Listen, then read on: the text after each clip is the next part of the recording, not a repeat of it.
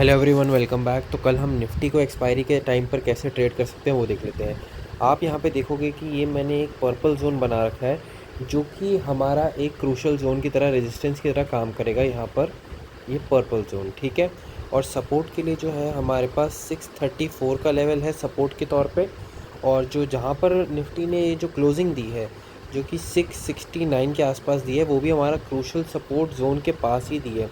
क्योंकि अगर आप यहाँ पर देखोगे तो मार्केट ने ये जैसे कि 635 हमारा क्रूशल सपोर्ट जोन है, यहाँ से मार्केट ने एक अप मूव दिया, ये एक स्विंग बनाकर यहाँ से मार्केट ने अप मूव दिया है।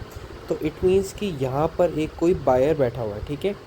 तो ये वाला जो हमारा जोन था, जैसे ही निफ्टी ने ब्रेक किया होगा तो कैलकुलेशन ये कहती है कि जैसे ही इस बायर को यहाँ पर दिखा कि ये लेवल ब्रेकडाउन हो रहा है, तो होपफुली हो सकता है कि यहाँ पर इसने अपनी पोजीशंस जो है वो कवर कर ली होंगी, ठीक है। और यहाँ पर जैसे ही अपॉर्चुनिटी मिली होगी, यहाँ पर इसने हो सकता है कि अपनी पोजीशंस बनाई होंगी या नहीं भी बनाई हो सकती हैं, क्योंकि पैनिक सिनेरियो के अंदर ऐसा हो भी सकता है, ठीक है। तो अब हमारे लिए प्रोबेबिलिटी, हम इंट्राडे के अंदर कैसे ट्रेड करेंगे। अगर मार्केट इसके ऊपर सस्टेन करता है, जो कि अगर आप देखोगे तो यहाँ से ये एक जो डाउन मूव आया है, ठीक है, इसका हम रिट्रेसमेंट निकालते हैं तो लगभग इसी पर्पल जोन के पास आता है, ठीक है। और यहाँ पर अगर प्राइस एक्शन भी देखोगे तो प्राइस एक्शन क्या बन रहा है, यहाँ से नीचे आया प्राइस और ऊपर गया, तो इट मीन्स कि ये हमारे लिए एक रेजिस्टेंस जोन की तरह काम करेगा। और अगर इसके ऊपर मार्केट सस्टेन करती है तो अगर आप ओवरऑल ट्रेंड को कैप्चर करोगे, यहाँ से यहाँ तक, यहाँ से यहाँ तक अगर आप कैप्चर करते हो तो आपको देखो ये एक कॉमन पॉइंट्स आ रहे हैं। यहाँ पर ये एक सपोर्ट है, यहाँ पर एक सपोर्ट था, ये ब्रेकडाउन होने के बाद ये एक पैनिक सेलिंग नीचे आई है, ठीक है ना। तो ये हमारे लिए एक रेजिस्टेंस जोन हो गया 775।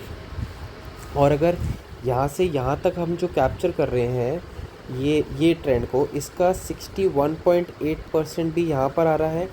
और सेकंड, अगर आप यहाँ पर ये देखोगे तो ये वाला प्राइस एक्शन यहाँ पर आया, ये एक पुल बैक दिया और फिर एक डाउन मूव।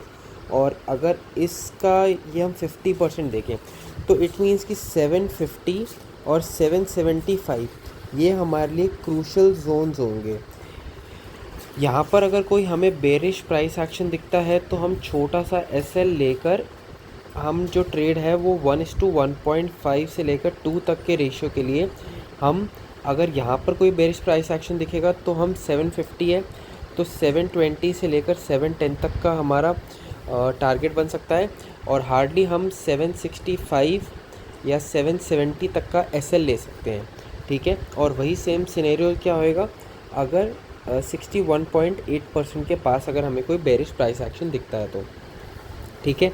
बाकी अगर निफ्टी फ्लैट ओपन होने के बाद यहाँ पर इसके यहाँ पर रेंज बनाए, यहाँ पर रेंज बनाए, जैसे अगर आप देखोगे यहाँ पर रेंज बनाकर नीचे निकली है निफ्टी, तो यहाँ पर ब्रेकडाउन होगा तो फिर हमें जो है 653 के नीचे जो हमें लेवल देखने को मिल सकता है वो 630 और 606 और 575, ये 3 लेवल्स हमें देखने को मिल सकते हैं।